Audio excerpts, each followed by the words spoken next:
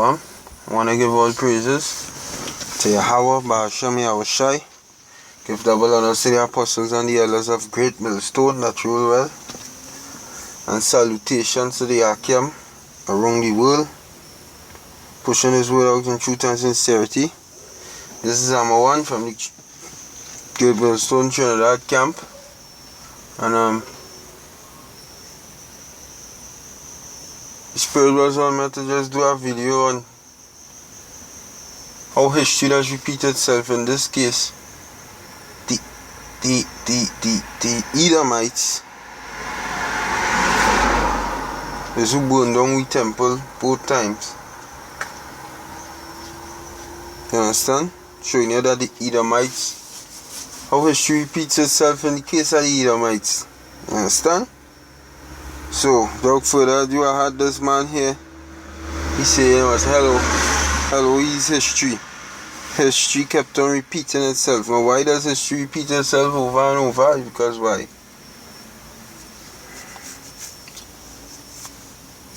There's something called reincarnation in the Bible. The Bible does speak about reincarnation, and the same spirits that was back then doing what it was doing, they just come back right on the earth and do the same thing. It's just like the prophets. Scripture says the spirits of the prophets subject to the prophets. So if there was a prophet, you will come back doing the same thing. History has always repeat itself. It's something that has repeated itself right through. See? Now, without further ado, let me read this precept here in 2 Chronicles 36. I will start at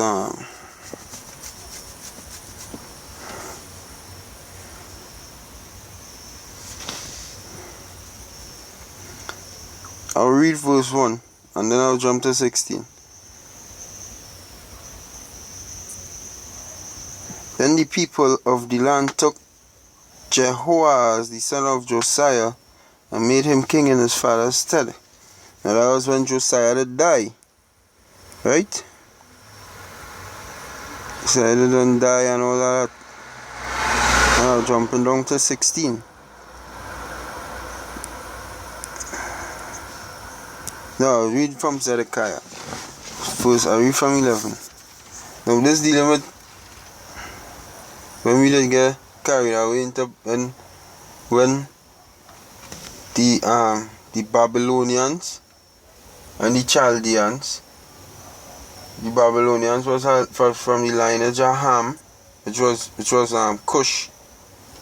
Which was from the lineage of Cush, which today is known as the Ethiopians, the ancient Babylonians. And they say the Chaldeans stormed Jerusalem and burned the temple, the king of the Chaldees, right? Now let's read in the history on it. 2 Chronicles 36 and 11. Zedekiah was 120 years old when he began to reign, and reigned 11 years in Jerusalem. And he did that which was evil in the sight of Yahweh, his power, and humbled not himself before Jeremiah the prophet, speaking from the mouth of Yahweh. And he also rebelled against King Nebuchadnezzar, who had made him swear by the Most High. But he stiffened his neck and hardened his heart from turning unto Yahweh, Yahushai, power of Israel. Moreover, all the chief of the priests and of the people transgressed very much, and after all the abominations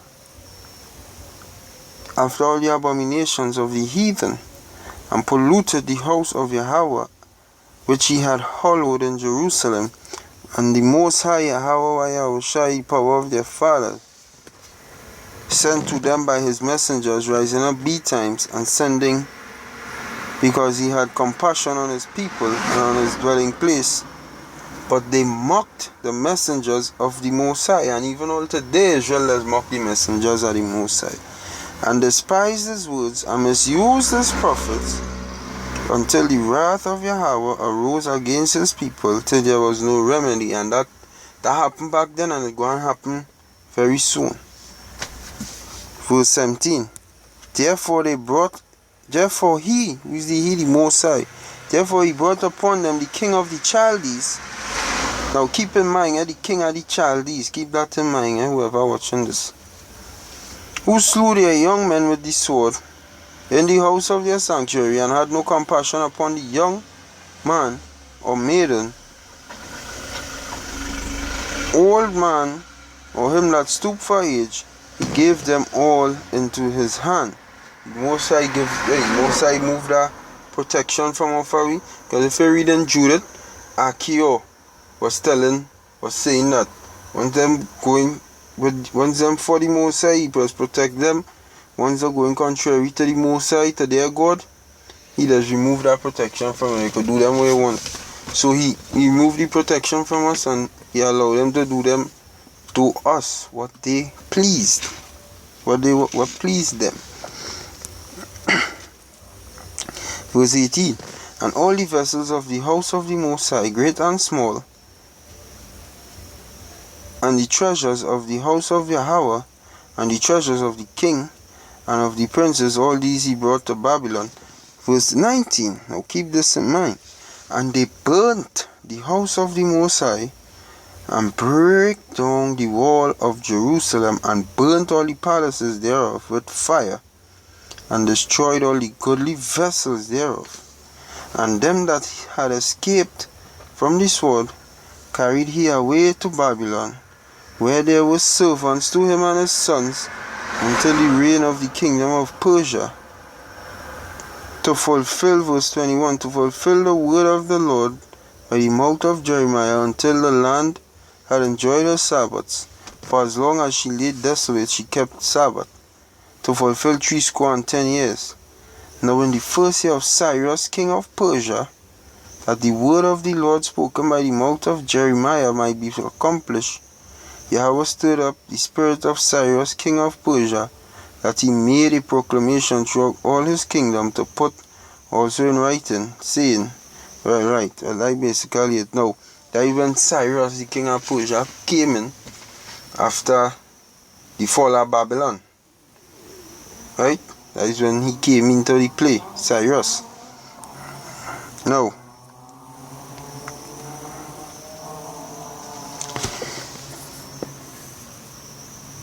we read the temple in Jerusalem. The first temple in Jerusalem, the Hebrew Bible says that the first temple was built in 957 BCE by King Solomon, according to the book of Deuteronomy, as the sole place of Israelite sacrifice. The temple replaced the tabernacle constructed in the Sinai desert under the auspices of Moses, as well as local sanctuaries and altars in the hills. This temple was sacked a few decades later by Shoshenq, first pharaoh of Egypt. Although efforts were made at partial reconstruction, it was only in 835 BCE when Jehoash, king of Judah, in the second year of his reign, invested considerable sums of reconstruction, only to have it stripped again for Sennacherib, king of Assyria. 700 BC. The first temple was totally destroyed by the Babylonians. The scriptures say something else. In 586 BCE, 425 BCE, according to historical Jewish sources, when they sacked the city, and when Babylon come into the place and overthrow it. You understand? That is when them come into the place and overthrow it. I read the Babylonian captivity here now. I'm just showing you the history. Understand? This is the history. I'm going to try and build it up to modern day. Just now, bear with me a little bit. This internet trying to play mad here for me. Just now, hold on. Yeah, sorry about that.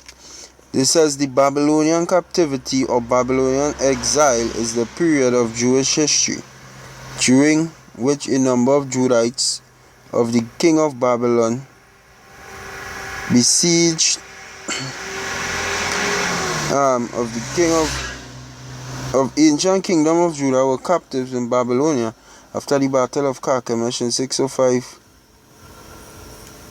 BCE. Nebuchadnezzar, the king of Babylon, besieged Jerusalem, resulting in tribute being paid to King Jehoiakim. Jehoiakim refused to pay tribute. So basically, if you could read it through. Now these, I'll read from these deportations are dated to 597 BCE for the first, with the others dated at 587 BC to 586 BCE, 582 to 581 BCE. That the deportations of the Jews into Babylon.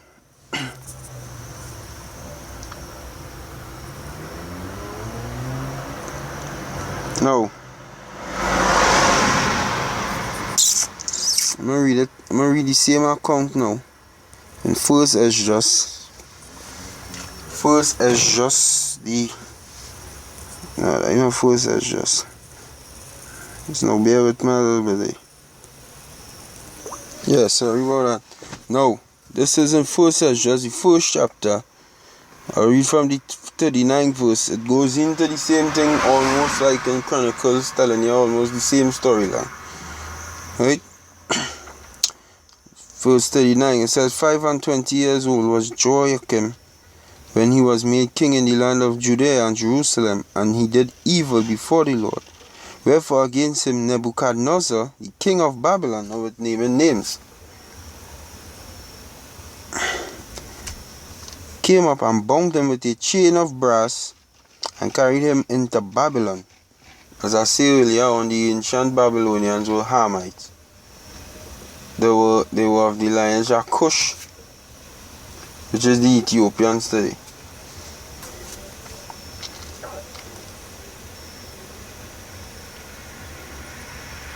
But those things that are recorded of him and his uncleanness and impiety are written in the Chronicles of the Kings. And Jehoiakim, his son, reigned in his stead. He was made king, being 18 years old, and reigned but 3 months and 10 days in Jerusalem, and he did evil before the Lord.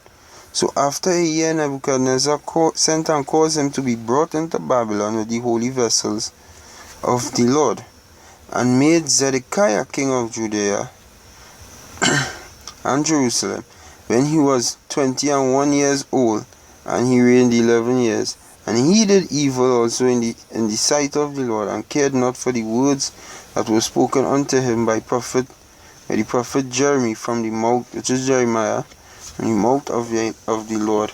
And after the king Nebuchadnezzar had made him to swear by the name of Yahweh, he forswear himself and rebelled, and hardening his neck his heart, he transgressed the laws of the Most High, of the Lord power of Israel. The governors also of the people and of the priests did many things against the laws, and passed all the pollutions of all nations. So Israel, even back then, passed all the pollutions of all nations. Israel do that. And defiled the temple of the Lord, which was sanctified in Jerusalem. Nevertheless, the power of their father sent by his messengers to call them back, because he spared them and his tabernacle also. So you see this saying the same thing what 2 Chronicles 36 and 16 say. So them fools who does say the Apocrypha is not part of the Bible, look at saying the same thing. They might just have some little words were different, like to how what he name? The whole Chronicles have it, but it's the same thing. Nevertheless, the power of their father sent by his messengers to call them back, because he spared them and his tabernacle also. But they had his messengers in derision, and look, when the Lord Yahweh spake unto them, they made sport of his prophets, so far that he, being wroth with his people for their great ungodliness, commanded the kings of the Chaldees to come up against them. Now let me look up the meaning of the word Chaldee.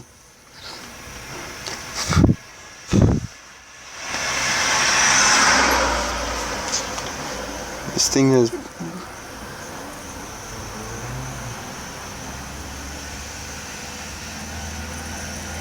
It's not, huh? Right, gotta get it here. Right, he commanded the king of the Chaldees, right? Chaldee also found in Thesaurus Encyclopedia, Wikipedia. Adjective of or relating to Chaldea or its people, language or culture. Now, 1. A member of an ancient Semitic people who ruled in Babylonia. 2. See Aramic. 3. A person versed in occult learning. So, is either one of the three. Is either one of the three. A Semitic group or a person versed in occult learning. So, like somebody versed in witchcraft, you say one of the Chaldees. Because I believe occultism is nothing good. You understand?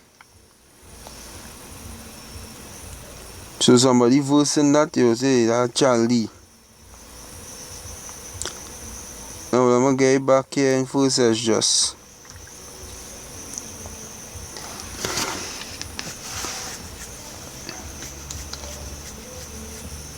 Right, now verse 52. So far that he being wrought with his people for the great ungodliness commanded the kings of the Chaldees to come up against them, who slew their young men with the sword, yea, even within the compass of their holy temple, and spared neither young man nor maid, old man nor child among them, for he delivered all into their hands. And they took the holy vessels of the Lord, both great and small, and with the vessels of the ark of the Most High and the king's treasures, and carried them away into Babylon. As for the house of the Lord, they burnt it, and brake down the walls of Jerusalem, and set fire upon her towers. As for her glorious things, they never ceased till they had consumed, and brought them all to naught. And the people that were not slain with the sword, he carried away into Babylon, who became his servants and his children. We came to him and his children. We became servants to him and his children till the Persians reigned, to fulfill the word of the Lord spoken by the mouth of Jeremy. So it's saying the same thing that 2 Chronicles 36 verse 16 on down say. Same thing. Right. Now we keep saying that the Chaldees come and do this. The Chaldees, the people. And we see what the word Chaldees mean. Somebody who versed in occult learning. Right? That's what Chaldees mean, right? Now I'm gonna get this precept here. Quick.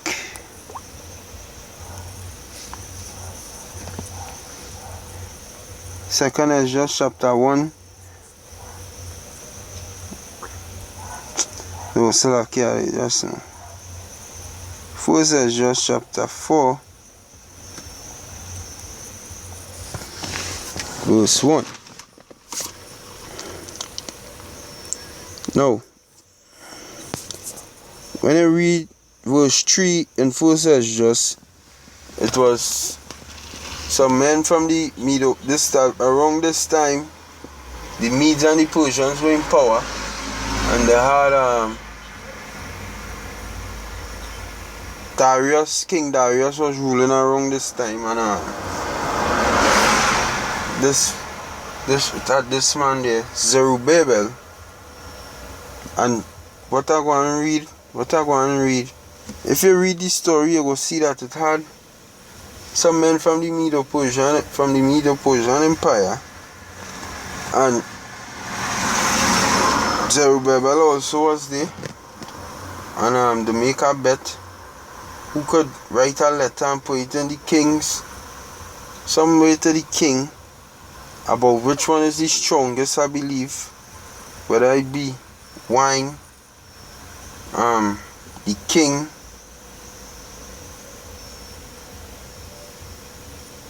and some other thing, and who could come up with the most and prove this one is the strongest, could get to be called the king's cousin.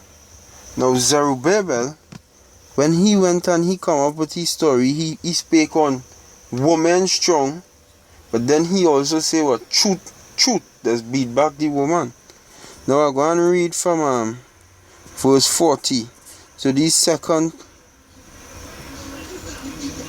first Ezra chapter 4 verse 40. Neither in her judgment is any unrighteousness, and she is the strength,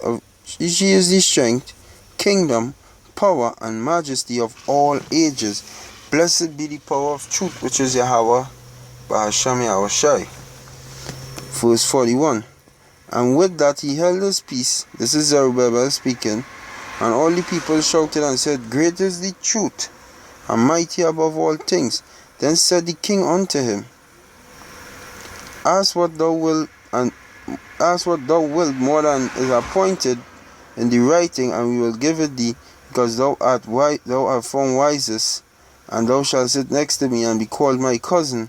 Then said he unto the king, Remember thy vow which thou hast vowed, to build Jerusalem in the day when thou camest into thy kingdom, and to send away all the vessels that were taken out of Jerusalem, which Cyrus set apart, because Cyrus did stop ruling at that time. Was Darius on the throne at this time. When he vowed to destroy Babylon and to send them again there, thou also vowed to build the temple which the Edomites, see, look the word there, the Edomites, see if I could pull it up.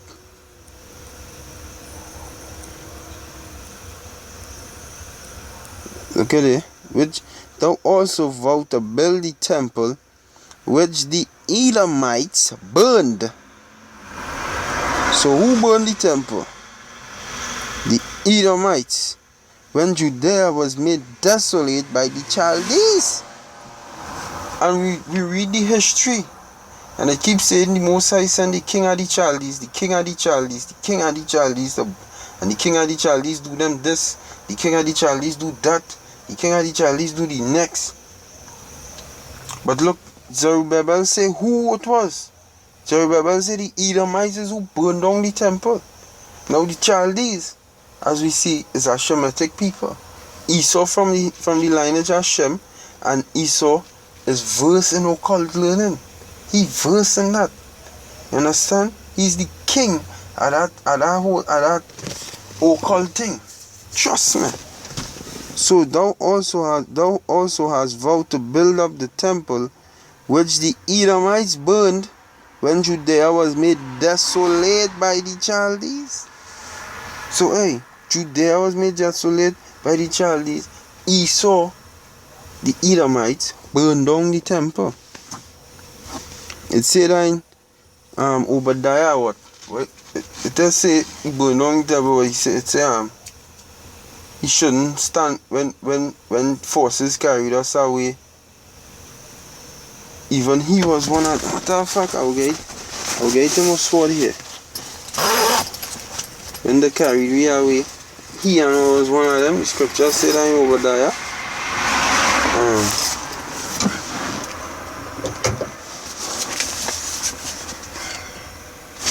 Obadiah 1 and 12. But thou shouldest not have looked on the day of thy brother in the day that he became a stranger, neither shouldest thou have rejoiced over the children of Judah in the day of their destruction, neither shouldest thou have spoken proudly in the day of the distress. Thou shouldest not have entered into the gate of my people in the day of their calamity, yea, thou shouldest not have looked on their affliction in the day of their calamity, nor have laid hands on their substance in the day of their calamity. I read 11. In the day that thou... Alright, I read from 12. I read from 10. For thy violence against thy brother Jacob, shame shall cover thee, and thou shalt be cut off forever. In the day that thou stoodest on the other side, in the day that the strangers carried away captive his forces and foreigners enter into his gates, and cast lots upon Jerusalem, even thou was one of them. So when that was talking about when they take we. When the Babylonians come and they take we and they siege Jerusalem, even he was one of them. The Edomites burned down the temple. Them come and burn down the temple. And to show you now how history does repeat itself. No, not that I'm looking for. This is what I'm looking for. The siege of Jerusalem in 70 AD. These are the second temple now. Right? The siege of Jerusalem in the year 70 was a decisive event of the first Jewish-Roman war. The Roman army led by the future Emperor Titus with Tiberius Julius Alexander and his second in command. As his second in command, now let me click on that name. Tiberius Julius Alexander, Flavian, FL, I don't really know what I mean, but I'll look it up. First century, was an equestrian governor and general in the Roman Empire, born into a wealthy Jewish family. So this guy, Tiberius, was a Jew, was an Israelite of Alexandria, but abandoning. So he abandoned. He was one of Jacob's seed by nature. But what he did, he abandoned his heritage to follow after them devils and them, right? But abandoning or neglecting the Jewish religion, he rose to become procurator of Judea. So hold on. Yeah, so lucky about that. But this was a nigga who threw away heritage because why? He envied the oppressor. He see the oppressor in his strength, and he say, well, fuck them niggas and them. I go and look to kill them out and side with these so-called white man. And niggas doing that up to the day. It says, but abandoning or neglecting the Jewish religion, he rose to become a procurator of Judea, circa 46 to 48, under Claudius, while prefect of Egypt, 66 to 69. He employed his legions against the Alexandrian Jews in a brutal response to ethnic violence, was instrumental in the Emperor Vespasian's rise to power in 70. He participated in the siege of Jerusalem as Titus's second in command. So Jake was in the line helping the devil to take down his own people. Now, what the hell? Alright, back in siege of Jerusalem. The siege of Jerusalem in the year 70 was a decisive event of the first Jewish-Roman war. The Roman army, led by the future Emperor Titus with Tiberius Julius Alexander. Now we know who Tiberius Julius Alexander is. Titus was the emperor of Rome. Tiberius Julius Alexander was his second in command. Besieged and conquered the city of Jerusalem, which had been occupied by its Jewish defenders in 66. The siege ended with the sacking of the city. Then the Chaldees come and sack the city of Jerusalem. Back in when we did get carried away into Babylon. And this is actual history. And the destruction of his second temple. So history repeats itself there. Because the Romans were Edomites. The Romans and them was Edomites. Doing that shit. It says the siege ended with the sacking of the city. They destroy the city. They sack it. And the destruction of the second temple. So who burned the first temple? The scripture said the Edomites burned the first temple. First Ezra chapter 4 verse 45. Thou also hast vowed to build up the temple which the Edomites burned when Judea was made desolate by the Chaldees. So the Edomites burned the first temple. So the second temple, who burned it? The Edomites. History repeats itself now. This time when Ezra was talking here, wasn't talking about any time at the Greeks, because was the Greeks come after the Persians. So Ezra was talking about the first temple. Like the temple Ezra was talking about, the first one.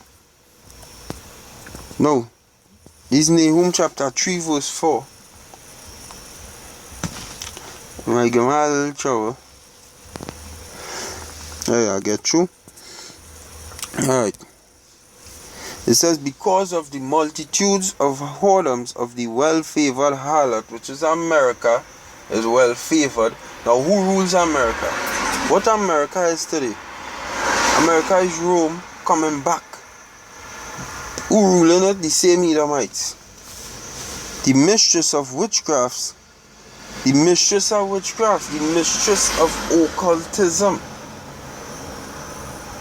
Matter of fact, you know what? Let me look up the meaning of the word. Right, so I look up occult. It means secret. Not divulge. What's secret? Black magic, when they're practicing the black magic, to the nastiness in secret. Understand? Occult different from that. Hidden, concealed, secret. Cover, over, conceal, over, verb. To hide, to conceal. Meaning not apprehended, bam, bam, bam. The association with the supernatural sciences, magic, alchemy, and astrology, etc. dates from 1630. So, magic, that what the so-called white man does deal with. And what witch does deal with? Witchcraft. Magic. So, let's say, I'll get it back.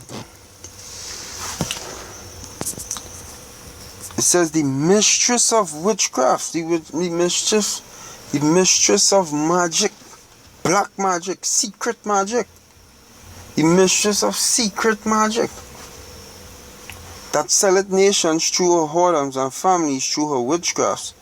It says, behold, I am against thee, O Yahweh Salakia, saith Yahweh Ba'asham Yahushai of hosts. Hosts mean armies.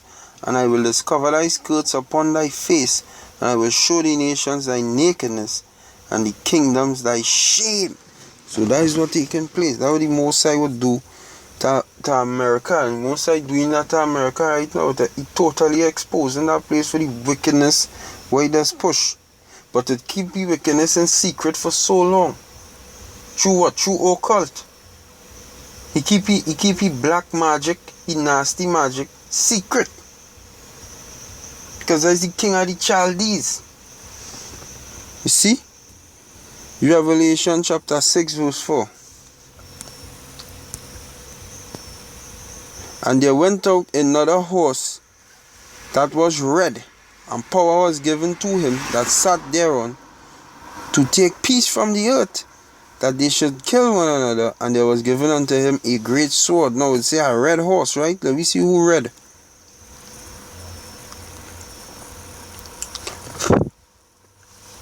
Genesis 25 and 20. Genesis 25 and 25. And the first came out red. It's going into Isaac, two sons, Jacob and Esau, which were twins. Genesis, if you want you can read it. I ain't going to go to it. Genesis 36 and 8. Thus Esau dwelt in Mount Seir. Esau is Edom. So the Edomites is Esau. Esau is Edom. And the first came out red all over like an hairy garment, and they called his name Esau, which means wasted away is he. Aishashua or Aisha in the Hebrew. Now, back in Revelation 6 verse 4. And there went out another horse that was red, which is Esau. Which is Esau. This is why he can't do good. He's that red horse. Because why? Give that color. Hey, in Revelations 12. What I tell you? I tell you the red dragon. Why the dragon red?